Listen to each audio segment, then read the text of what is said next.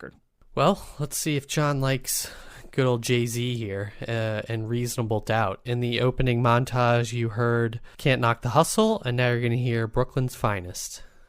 Scared, so you sent your little mans to come kill me. But on the contrary, I packed the Mac Millie, squeezed off on them, left the paramedics breathing soft on them. What's your name? Who shot your mouth ties like Sinatra? Peruvians tried to do me in. I ain't paid them yet. Trying to push 700s, they ain't made them yet. Okay, Matt, what are stats on Sean Carter? Reasonable Doubt comes in at number 138 in the 1990s on Best Ever Albums, number 12 in 1996, number 781 of all time. It's Jay-Z's second highest rated on Best Ever Albums, behind 2001's The Blueprint. It did not make Rolling Stone's list, and Jay-Z ranked number 219 of overall artist rankings on Best Ever Albums. Okay, this album came out June 25th, 1996. He was born Sean Carter in Brooklyn, New York in 1969. He lived in the Marcy Houses housing project in Bed-Stuy, Brooklyn. This is the first time covering him. This is his first album. He has 13 studio albums. Genres are rap or East Coast hip-hop.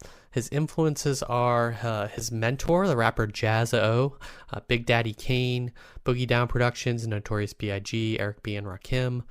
Similar to some artists that we've covered, Nas and Mobb Deep, Ghostface Killer, and Raekwon. All of his number one songs on the Hot 100 are collaborations. So you have Umbrella with Rihanna, Empire State of Mind with Alicia Keys, Crazy in Love with Beyonce, and Heartbreaker with Mariah Carey. Almost all of his albums have gone number one on the Billboard 200, except this one and the next one, Volume 1. Some fun facts. I found his Wikipedia kind of sparse, surprisingly, for as prolific and kind of influential an artist as he is. But he started rapping in the late 80s and early 90s. He did sell drugs for a while before his rap career took off. He was selling tapes out of his car and eventually got a record deal with the small label called Payday, which is based in New York City, Payday Records. They released a single of his, In My Lifetime, with a B-side, but then he didn't like kind of how Payday was marketing him and just kind of working for him. So he decided to start his own label, Rockefeller Records, in 1994 with Damon Dash and Kareem Burke. And he was initially the only artist on the label. So he put out this album and the next one on Rockefeller before kind of getting, I think Rockefeller became part of another label or something happened. But we're going to cover, I think we're covering the next one and Volume 2, probably others as well. So I didn't do a lot in the bio. That's kind of the early stuff. This is considered a landmark classic hip-hop album. Some consider it his best album. I don't, but what do you guys think of Reasonable Doubt? Let's start with John. Well, Josh, I do. I think this is like peak Jay-Z, if I'm being honest. Okay. Jay-Z's an interesting character for me in that there are Jay-Z songs I like, but if you were to ask me my initial thoughts on Jay-Z, I would say great entrepreneur, pretty good rapper is usually what my thought is. And I think some of that is because, you know, things like the combo album with Kanye, right? Like some of those In My Lifetimes, they're like all the things, right? Like he's kind of like the Linkin Park. He's kind of like the rap like Smashing Pumpkins, right? You know what I mean? Where it's like he's big, but there's like a lot going on, and you know, you appreciate the ideas and stuff. And so you kind of, you know, for every, you know, Dirt on My Shoulder and stuff like that, which I love, there's like others that I'm not as big a fan of, you know, that are his. And so, and I always found a lot of his albums in his peak period, like real late 90s, like early to mid 2000s, to be hit and miss. So it's going to be interesting and long also. So it's going to be interesting to go back and visit those. But I had a kernel in my brain of like, there's like a version of Jay-Z that I like. And of course, in some ways, I kind of like see him and Nas as like running partners in terms of like when they came into the game, so to speak, right? And they kind of are. This is a little bit later, but it was, you know, they were in the same world at that time in New York City. And boy, listening to this album, I'm like, God damn, like Jay-Z, this is the Jay-Z, right? That gets the bill as like an elite MC, because he's kicking it on this album. Like, he is a lead on this album for sure. Yeah. He's like the wordplay, the verses. I love sort of a lot of the piano based samples he's picking on it. It's got like a little bit of a jazz feel. It's that mafioso style, and I like the Raekwon album quite a bit, and some of the albums we did in that. But I mean, this is like a step up in that it takes that style, and to some degree, those other albums felt a little bit like cosplay, and this just has there's a like refined nature to this, and also knowing that like Jay-Z's like, you know, for all he is now, right? Like he, by his own admission, was like a street hustler. You know what I mean? For a while, like legit, people forget that because now he's like worth $1 bajillion, right? And owns piece of stuff. But so he's got the cred on that, right? And it's hard not to see, you know, the inspiration like that he's taking from like Nas and Notorious B.I.G. in this era of the world. Like all of the callbacks he says to the MCs or the people like Rakim and, you know, Big Daddy Kane, like the you know, the elite guys, right? You know, along the way, like the wordsmiths, the guys who write not just great traditional rhyme, but like inverse, you know, like the stuff in the middle of the verses and the wordplay and the turns of phrase. And listening to this album, I'm like, oh yeah, this is like, if I'm gonna have a my Jay-Z, right? Like this is it. And it almost kind of, I wouldn't say shocked me, but it was definitely a jolt where I'm like, yeah, you know, if you listen to this Jay-Z and a couple of his other tracks, right? Like I can see how you make a case for him as like elite tier MC, because this version of him as an MC is elite tier. And I can't speak enough about the consistency of this album. You picked two good choices, Josh, but the first time I think I ever remember hearing Jay-Z was, you know, Ain't No, you know, and then N-word, the word we can't use. Yep. And that's also got like Foxy Brown on it. Another She's person great. who I absolutely love her style, like, and flow. Like she's now shown up twice in recent weeks, and because she was on that Nas album too at different times. And she just has like something about like uber charisma in her raps and her delivery with that like big, thick New York accent, and Jay-Z's got his New Yorkness all over this album too. That, you know, that combo's there. Dead Presidents, you know, number 2 is like an elite track, you know, as another song that I remember, you know, banging out of no shortage of sound systems, right? When I was growing up, it's got like an incredible beat that connects. It's like, a lot of these beats are like part melancholy, part jazzy, and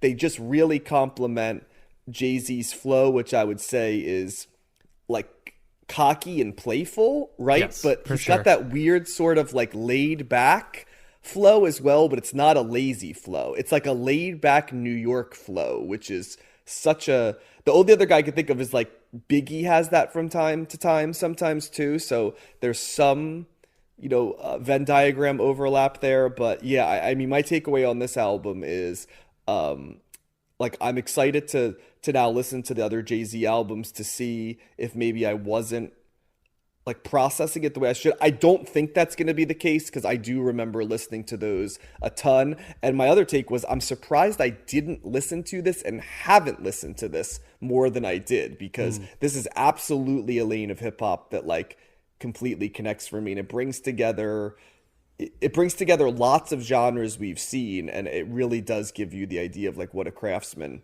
you know, Jay-Z is. So, you know, super strong thumbs up for this one. Enjoyed it quite a bit.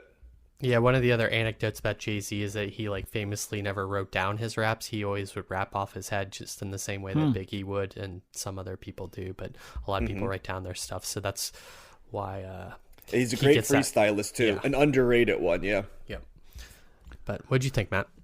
Yeah, my knowledge of Jay-Z is very minimal. You know, like the singles, but I didn't recognize any of the songs off of this. This was a straight cold listen, new listen for me. And I liked it quite a bit. I thought this was pretty strong. It's actually interesting. This is not, I was like thinking that the only song that I was kind of like, I don't know if I really like that so much was Can I Live Too? Which is a bonus track apparently. So I if my own rules, I shouldn't have listened to that song, but that was on the version that I listened to. But apparently the actual album ends with regrets. So, I listened to a couple of extra songs, but generally, like I thought this was kind of interesting. The first listen, I noticed, and it's going to be hard for me to put it in words, but there was something about the production that seemed different to this record than a lot of the other hip hop that we've covered already. It certainly was. It's not like, like kind of like G-Funk like that. It's certainly, it's not as, like some of the Wu-Tang stuff, some of the really just almost anything that we've covered. There seemed to be something different with the vibe of the production here, and I can't put my finger on it, and I don't even know how accurate I would say it's I the am. Rockefeller sounds, like the Rockefeller record sounds. Like as we listen to more from that, Okay. Matt, I think there's going to be some similarities between their acts. Okay, so yeah, and maybe that, and this is like when it first started. So that's if there is a sound, and it's hard to just describe. Maybe I'm going to hear more of it. But even like the Biggie stuff, and by the way, I loved Biggie on this. I love when Biggie came in, and that song is the bangers, like Jay-Z, Biggie Smalls make you shit your drawers. Like I was like, that's a funny. I like that rhyme, the way they did that. That was kind of fun. But yeah, I thought, but I would agree with you, John. It does seem like it has a little bit of that the mafioso kind of vibe that we've kind of heard a little bit. So there was a similarity there that when you said that, I was like, oh yeah, that is kind of, and it's almost there with the cover, right? With the hat that he's wearing and the cigar, there is that vibe. So that is true. But generally speaking, I thought each track was fairly strong. I listened to this album at least 3, maybe 4 times. I might have gotten to it through it 4 times, and the more I listened to it, the more I liked it. I thought that the beats were really good. There was some interesting kind of instrumentation there, with like some of the horns, and like the keys that were being played. There is like a little bit of maybe a film noir vibe as well in some of these songs. But generally speaking, I was connecting a lot with the music. I agree. The Foxy Brown cameo was really nice. I'm like, geez, she's just going at like very, very impressive bars that she had there. And yeah, and I was kind of thinking, because I do know that in a lot of lists of best MCs of all time, Jay-Z sometimes tops those lists. So I was kind of like up there. I was kind of like listening for it, and I guess I don't know if it's just I just don't listen to enough hip hop, or I don't know enough about the intricacies of what makes a great MC versus others. Usually for me, it's kind of like, do I like the sound of their voice? Like, and again, it tracks, because even in rock music or other genres, the voice to me is kind of like an instrument. That's how I usually process the voice. So it's kind of like, do I like, his voice? And I do. I'm not amazed. But like there's other, like when we did Outkast last week, it's like, Big Boy and Andre 3000. Like there's something about their voices and their flow that's like, yes, like that. Really, like Q-Tip I connect with, Snoop I connect with, and Jay-Z's kind of a little bit more in a mid-tier. I don't think it's bad. It's not off-putting at all. Although I do find it funny, because not being terribly familiar with Jay-Z, some of the noises that he makes have been parodied by like people on Saturday Night Live and stuff. You're like, yeah, like it's like that type of. So it kind of makes me laugh, because it's like it's that, because those comedic actors are kind of on point sometimes with his inflections and tones and stuff.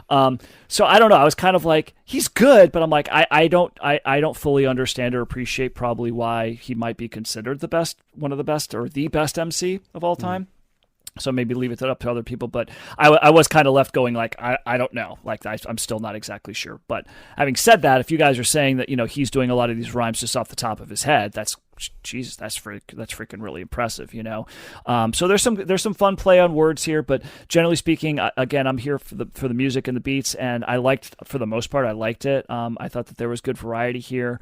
And a lot of times with albums, I'm kind of looking forward to like 1 or 2 songs. Like I know that this is the big single or the song that I really connect with. I didn't really feel that way in this album, but that's not a bad thing, because I felt like I liked all the songs the same amount, oddly enough. Like there wasn't a song that was like, that's the song. Yeah. It's actually kind of similar to the Wilco record we just covered, because I found there's lots of songs that I felt like a very kind of similar way about. But this one even more so, because there wasn't a ton of standout moments, but I just felt like it was a really consistent record for a debut album. It's quite impressive. I'm interested to hear the others, because John thinks this is the peak of Jay-Z. Josh obviously thinks it gets better. And I know critics think it gets better, like just the Blueprint. That's kind of like the big one, right? So Yeah. I'm kind of interested to see where he goes with that. So yeah, big thumbs up. I probably enjoyed this more than I thought because my knowledge of Jay-Z prior to this was like Hard Knock Life, and that song Yeah. I find that annoying. Like I'm like I don't need like a bunch of kids like singing over and over again. That song annoys me. But certainly Jay-Z's he's more a than lot that. of things later. Yeah. So, like, of which that is one of the things. Yes. Yeah. So, but I liked this. This didn't seem too over the top. This seemed like kind of like this, like the Goldilocks album. It's like just right, of like of beats, of flow. The lyrical content. It didn't seem too gangstery, but it had some gangster elements to it. It wasn't too sexual, but there were some sexual notes to it. So it was a lot of times hip hop, I think, and rap albums can go a little bit, delving into going too hard into a certain vibe or a certain message or whatever. And I thought that this was a little toned down and kind of like even throughout. So it was fairly consistent. So yeah, thumbs up. I enjoyed it. Yeah, Matt, I think reading the lyrics will help you kind of appreciate that I'm more sure, if you ever yeah. get a chance. Yep. That kind of Yep. you can pick up kind of his flow better. And I'm sorry, but and wordplay. I feel like I have to do that a lot of times, especially with rap that's like fast, because I think what's happening, guys, my brain doesn't go as fast as I'm a little slow, is what I'm saying, guys. Like I can't, and I'm like, okay, I kind of picked up thing there, but like Yeah. I'm like, in order for me to get the full thing, I need to like rewind it and slow it down so that my brain can catch up with it. Yeah. So I'm kind of stupid, is what I'm going for. So yeah, Oh. that might be part of my problem. Yeah, well, when you rank your best MCs, you'll have to read all of them. Yes. So I known Jay-Z for a long time. He is one of the first rappers that I got into rap for. So I kind of went back and listened to all of his albums when I was getting. The thing about Blueprint, Matt, is that like it came out famously on 9/11. So like that was kind of the thing. Yep. The infamous story about that. But so I am familiar with this album, but I haven't listened to it in a while. The big thing that I noticed listening to it this time is that I feel like this is a real turning point and like a massive influence on the direction that rap goes in terms of glorifying the mafioso crime lifestyle to a point where like you're living the high life. And like you're name checking brands, you're talking about like all the fancy things you get and like how rich you are. And like we've heard mafioso rap before from like Mobb Deep and Nas and stuff, but that's more of like the street level grime, violence, payback, like revenge, like bad parts of it. And like you're poor or you're trying to get by or you're living in this world and it sucks. Whereas this is like the other side where you're living this life and it's great. And like, and there's no consequences. You may feel bad about yourself at some point, but well, then I've got a woman next to me. I'm driving a nice car and like I'm rich. So like, it doesn't matter. Like I never noticed that before. And I think going on the rap journey that we have in the 90s, this is like a market, like a demarcation point. I like this line, Josh, because I think also around the same time Bad Boy was publicizing that lifestyle, but ironically without like the crime attached to it, right? It's like I'm dropping things, but like it's hip hop. We're going into like corporate and the suburbs, you know what I mean? But yes, this is a different lane, so I think you're onto something there, Josh. Yeah, and Jay-Z having kind of lived that lifestyle, unlike Puff Daddy, like being able to back that up, I think that added weight to kind of like his perspective and POV and persona in that. And so that's what Biggie gave Puffy too, right. if you think about it. Yeah. Yes, and Biggie was kind of the same way that this Jay-Z was in a way, but obviously his life was cut short and stuff. So so that was the huge thing. I also found it interesting that he is sampling and shouting out modern rappers that I feel like we just talked about. Like he samples Nas on Dead Presidents too. He samples Snoop on De Evils. He shouts out Tribe Called Quest on 22-2s. Like this is like recent rap that he is like then reusing in his samples, which I don't think we've come across before. Maybe with Tupac and like Snoop or something, but that was kind of rose to mind as well listening this time. I like that they use guest artists sparingly, but when they do, like Mary J. Blige and Foxy Brown, it's like really like adds something to the song. His rapping I've always thought is great. I agree with you, John. I think this is like some of his best rapping probably on this album. I think as he goes on, he gets more commercial, and I think that's kind of more, in the Big Pimpin', even like Blueprint, which is the album after, like it becomes H more to the Izzo or something. Yeah, he becomes more accessible and more pop in a way while it's still being rap. But this is kind of like the base level. I think I there is a case to be made that this is kind of his best rapping. And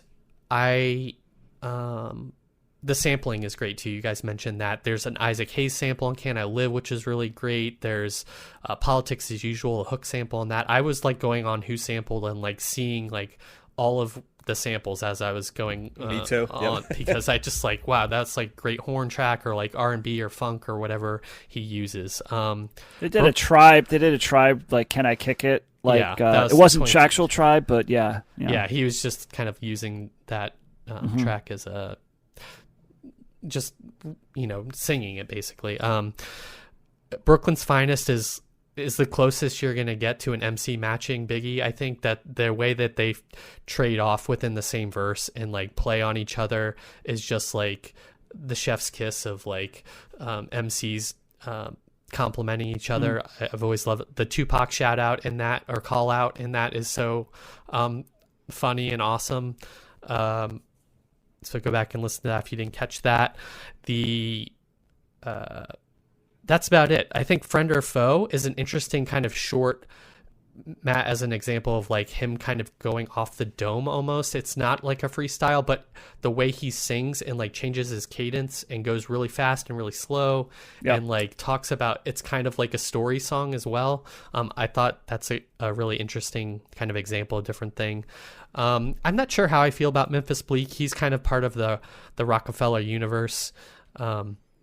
He appears on some of these tracks. The Big Jazz and Sauce Money on Bring It On, they are kind of in his universe also, and I think they were more of a people in his world before when he was considered like an underground rapper, like his kind of friends, contemporaries. So they're on that as well. I don't think it's bad per se, but they didn't like. Sometimes guest tracks like kind of blow me away, like with their ability, and I didn't really get that with them. But this is a really strong album. This is definitely one of the best Jay-Z albums.